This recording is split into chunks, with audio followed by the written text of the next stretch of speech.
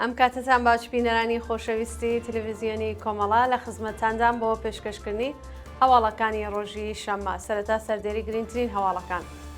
راپۆرتێک لەسەر بەندی ژنانی زیندانی سنا، نیگەرانی چالاکانی مافی مرۆڤ سەبارەت بە دۆخی ناڕوونی هاجەر سەعیدی لە زیندانی سنا، تێکچوونی باری تەندروستی وریشە مورادی لە زیندانی ئەڤین، لە سێدارەدانی بەندکراوێک لە زیندانی ورمێ، ئاگردانی بەرزاییەکانی شاهۆ لە پاوە و ڕوانسەر، گیان لە دەستانی بەندکراوێک لە بەندیخانەی زابۆڵ، گیان لە دەستانی سێ کرێکار لە کاشان و مەرەند، و گیان لە دەستان و برینداربوونی سێ پەنابەری ئێرانی لە سنووری هاوبەشی لە هستان و بلاڕووس.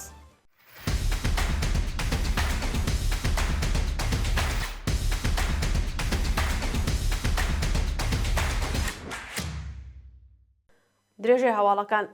راپۆرتێک لەسەر بەندی ژنانی زیندانی سنا بە پێ راپۆرتی کانونی مافی مرۆڤ ئێران، بەکرێگیرەوانی کۆماری ئیسلامی لە بەندی ژنانی زیندانی سنا هەڵسوکەوتی نەشیە و نامرۆڤانیان لەگەڵ زیندانیان هەیە و ئەشکەنجەی دەرونیان ئەدەن.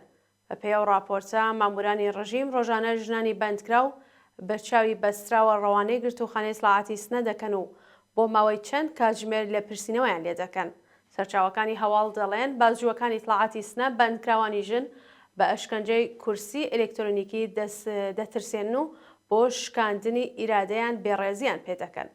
سەرکوزگەرانی ڕژیم هەروەها بێڕێزی بە گیان بەختکردوانی شۆڕشی ژینا دەکەن و دەڵێن لەسەر گۆڕیان حوسەینیە لێ دەدەین. نیگەرانی چالاکانی مافی مرۆڤ سەبارەت بە دۆخی ناڕوونی هاجەر سەعیدی لە زیندانی سنا. هاجەر سەعیدی چالاکی کرێکاری ڕاگیراو لە زیندانی سنا وێڕای ناجێگیربوونی دۆخی تەندروستی لە دەستڕاگەیشتن بە دەرمان و پارێزەری سربەخۆ بێبەش کراوە و چارەنووسی بە ناڕوونی ماوەتەوە. بە پێی زانیاریەکان بەرپرسانی زیندانی سنا، هاجەر سەعیدیان لە بەندی تاوانە کۆمەڵایەتیەکانی کانونی چاکسازی و پەروەردە ڕاگرتووە. ناوبراو نەخۆشی دڵ و سیەکانی هەیە و پێویستی بە دەرمان لە نەخۆشخانەی دەرەوەی زیندان هەیە، بەڵام لە دەستڕاگەیشتن بە دەرمان بێبەری کراوە. هاجەر سەعیدی لە ڕێکەوتی 28 گوڵانی 1402 هاوڕێ لەگەڵ کۆمەڵێک لە چالاکانی کرێکاری شاری سنە کاتێک سەردانی بنەماڵەی هومەن عەبدوڵڵاهی لە گیان بەختکردوانی شۆڕشی ژینایان کردبوو دەست بەسەر کرا. تێکچوونی باری تەندروستی وریشە مورادی لە زیندانی ئێڤین. ڕۆژی هەینی 27 ڕەزبەری 1403 باری تەندروستی وریشە مورادی پاش 9 ڕۆژ مانگرتن لە خواردن تێکچووە و بەرپرسانی زیندانی ئێڤین بایەخ بە دۆخی خراپی ئەو بەندکراوە سیاسیان نادەن. بە پێی زانیاریەکان زەختی وریشە مورادی دابەزیە و جەستەی لاواز و بێهێز بووە. ئەو بەندکراوە سیاسیە لە ڕۆژی 19 ڕەزبەری ئەمساڵەوە دژ بە سزای ئێعداممانی لە خواردن گرتووە و 2 ڕۆژ لەمەوبەر ڕێگەی بە کادری دەرمانی زیندان نەداوە سەرۆمی بۆ دابنن. وریشە مورادی بە فەرمانی قازی سەڵەواتی لە دەستڕاگەیشتن بە پارێزەر و پەیوەندی تەلەفۆنی و چاوپێکەوتن لەگەڵ بنەماڵەکەی بێبەش کراوە. ئەو بەندکراوە سیاسیە لە ڕێکەوتی 10 ڕەزبەری 1402 لەلایەن هێزە ئەمنیەتیەکانەوە لە دەوروبەری شاری سنە دەست بەسەر و بە تۆمەتی بەغی واتە چالاکی چەکدارانە دژ بە کۆماری ئیسلامی ڕەوانەی زیندانی ئێڤین کرا. لە سێدارەدانی بەندکراوێک لە زیندانی ورمێ لە ڕۆژانەی ڕابردوودا حکمی ئەعدامی بەندکراوێک بە ناوی ئەمیر سولەیمانی تەمەن 30 ساڵ لە زیندانی ورمێ بە تۆمەتی کوشتنی بە ئەنقەز جێبەجێکرا. بە پێی راپۆرتی کانونی مافی مرۆڤی کوردستان ڕۆژی سێشەممە 24 ڕەزبەر هاوڕێ لەگەڵ ناسر محەممەد حکمی ئەعدامی ئەمیر سولەیمانیش جێبەجێ کراوە. هاوکار لە زیندانی ئیرانشار بەندکراوێکی ژنی بەلوچ بە ناوی سوودابە ئیرەندەگانی مەترسی لە سێدارەدانی هەیە و بنەماڵەکەی داوا لە ناوەندەکانی مافی مرۆڤ دەکەن یارمەتی بدەن بۆ ئەوەی بتوانن دیەی قوربانیەکە دابین بکەن. سوودابە ئیرەندەگانی خوشکی نازیلا ئیرەندەگانیە کە ماوەیەک لەمەوبەر لە حاڵێکدا دووگیان بوو بە تەقەی هێزەکانی ڕژیمی گیانی بەخت کرد بوو. بە پێی ئاماری ناوەندەکانی مافی مرۆڤ لە 10 ڕەزبەری ئەمساڵەوە تا 26 ڕەزبەر بەلانیکەم 100 بەندکراو لە زیندانەکانی کۆماری ئیسلامیدا لە سێدارە دراون. ئاگردانی بەرزاییەکانی شاهۆ لە پاوە و ڕوانسەر. ڕۆژی هەینی 27 ڕازبەر بەرزاییەکانی بۆزین، مەرخێڵ، شوانکارە و قوڕیقەڵا لە نێوان شارەکانی پاوە و ڕوانسەر لەلایەن هەڵپەرستانەوە ئاگردرا و ژینگە دۆستان سەرقاڵی دامرکانەوەی ئاگرەکان.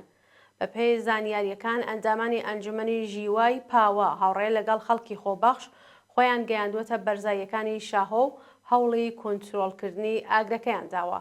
شانی باسە کە هێشتا زانیاریەک لەسەر کۆنترۆڵکردنی ئاگرەکە بڵاو نەکراوەتەوە، بەڵام چالاکانی مەدەنی زاوا لە خەڵک دەکەن بچن بە هانایانەوە. گیان لەدەستانی بەندکراوێک لە بەندیخانەی زابۆل. بەندکراوێکی بەلوچ لە بەندیخانەی زابۆل بەهۆی دەسڕانەگەیشتن بە پێداویستی دەرمانیەکانی گیانی لەدەستە. بەپێی راپۆرتی کەمپەینی چالاکانی بەلوچ ڕۆژی پێنجشەممە 26 ڕازبەری 1403 بەندکراوێکی بەلوچ بە ناوی نورعەلی کوهکان تەمەن 40 ساڵ بەهۆی دەسڕانەگەیشتن بە دەرمان و کەمتەرخەمی بەرپرسانی زیندان لە تەندروستی ئەو بەندکراوە گیانی لەدەستە. گیان لەدەستانی سێ کرێکار لە کاشان و مەرەند. ڕۆژی سێشەممە 24 ڕازبەر دوو کرێکار لە کارگای توانەوەی ئاسنی ئەمیر کەبیری کاشان بەهۆی ڕوودانی تەقینەوەیەک لەو کارگایە گیانیان لەدەستە. هەروەها کرێکارێکی دیکە لە مەرەند بەهۆی بەرکەوتنی کارەبا گیانی لەدەستە. بەپێی هەواڵەکان بەهۆی ڕوودانی تەقینەوە کە هێشتا سەرچاوەی ڕووداوەکە دیار نییە لە کارگای توانەوەی ئاسنی ئەمیر کەبیری کاشان دوو کرێکار گیانیان لەدەستا و لانیکەم 109 کەسیش هەروەها بریندار بوون. هەروەها کرێکارێک بە ناوی تەها ڕەزایی تەمەن 32 ساڵ لە شاری مەرەند بەهۆی بەرکەوتنی کارەبا گیانی لەدەستە. برینداربوونی دوو سوختبەری بەلوچ بەهۆی تەقینەوەی مین. ڕۆژی هەینی 27 ڕازبەر بەهۆی تەقینەوەی مین لە شارستانی میرجاوە دوو سوختبەری بەلوچ بە سەختی بریندار بوون. بەپێی راپۆرتی چالاکانی بەلوچ دوو سوختبەری بەلوچ بە ناوەکانی عارف شەهنەوازی و موبین شەهنەوازی کاتێک دەیانویست سنوور بپەڕێنەوە لە ناوچە سنووریەکانی شارستانی میرجاوە بەهۆی تەقینەوەی مینێک کە لەلایەن سوپای پاسدارانەوە دانرابوو بە سەختی بریندار بوون. گواستنەوەی بەندکراوێک لە زیندانی ئیتلاعاتەوە بۆ بەندیخانەی شەیبانی ئاهواز. ڕۆژی پێنجشەممە 26 ڕازبەر شارۆمەندێکی خەڵکی ئیزا لەلایەن ئیدارەی ئیتلاعاتی ئاهوازەوە دەست بەسەر کرابوو کە دوای لێپرسینەوە گواسترایانەوە بۆ بەندیخانەی شەیبانی ئاهواز. هەروەها بە پێی دوایین زانیاریەکان شارۆمەندێک بە ناوی حوجەت ئال ئەحمەد خەڵکی شاری ئیزا لە ڕێکەوتی پێنجشەممە 26 ڕازبەر لەلایەن ئیدارەی ئیتلاعاتی ئاهوازەوە دەست بەسەر کرابوو کە دوای لێپرسینەوە لە ڕێکەوتی هەینی 27 ڕازبەر بۆ بەندیخانەی شەیبانی ئاهواز گواسترایانەوە. گیان لەدەستان و برینداربوونی سێ پەنابەری ئێرانی لە سنووری هاوبەشی لەهستان و بلاڕووس. بۆ ماوەی هەفتەیەک لەمەوبەر پەنابەرێکی ئێرانی لە سنووری هاوبەشی نێوانی وڵاتانی بلاڕووس و لەهستان لە دوای چەند جارێک دیپۆرت و سەرگەرزانی بەهۆی هێرشکردنسەری لەلایەن پۆلیسی لەهستانەوە گیانی لەدەستا. بەپێی راپۆرتەکان سێ پەنابەری ئێرانی لە دوای سەرگەردانی بۆ ماوەی 20 ڕۆژ لە سنووری هاوبەشی نێوان وڵاتانی بلاڕووس و لەهستان بەهۆی هێرشی پۆلیسی لەهستان بۆ سەرپەنابەران یەکێک لەو سێ کەسە بە ناوی پوریا خاوەری تەمەن 34 ساڵ گیانی لەدەستا و دوو کەسی دیکەش بە ناوەکانی هوشمان مرادی و محەممەد بە سەختی بریندار و بۆ ناوەندە دەرمانیەکان گواستراننەوە. و دو هەواڵمان سەبارەتە بە کوژران و برینداربوونی چەندین کەس لە لۆبنان و فلستین. ڕۆژی هەینی 27 ڕازبەری 1403 لە درێژەی بردمانەکانی ئیسرائیل بۆ سەر نەبەتیە لە لۆبنان و جەبەلیا لە فلستین چەندین کەس کوژران و بریندار بوون.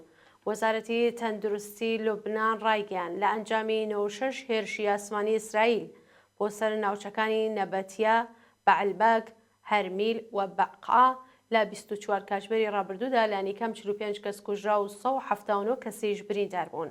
زۆرترین زیانی گیانی لە شاری نەبەتیە تۆمار کراوە کە 25 کەس کوژراون و 88 کەسیش بریندار بوون.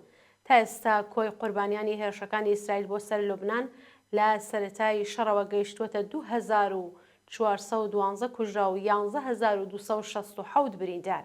بەپێی هەواڵی پەیامنێری کاناڵی جەزیرە لە هێرشی ئاسمانی ئیسرائیل بۆ سەر ماڵی فلستینیەکان لە کەمپەی جەبالیا 33 کەس کوژرا و زیاتر لە 70 کەس بریندار بوون. هەروەها لەم ڕاگەیاندنەدا ئاماژە بەوە کراوە کە ڕەنگە ژماری کوژراوەکان بگاتە 50 کەس، چونکە هێشتا تەرمی زۆر لەژێر داروپەردووی باڵەخانەکاندا ماون و زیاتر لە 85% بریندارەکان باری تەندروستیان ناجێگیرە و برینەکانیان سەختە. ئازیزان، هەواڵەکانتان پێشکەشکرا، هەر شاد بشین.